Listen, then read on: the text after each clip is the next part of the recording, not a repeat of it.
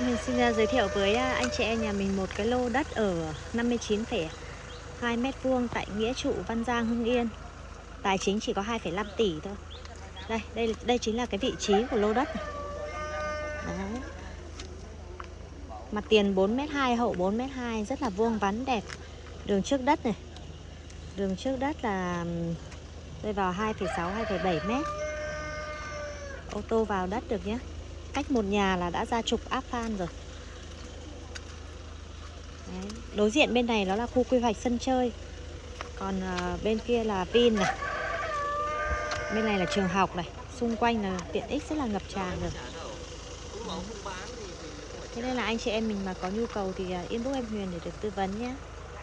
2,5 tỷ 62 mét, 59,2 mét vuông tại Nghĩa Trụ, Văn Giang, Hưng Yên.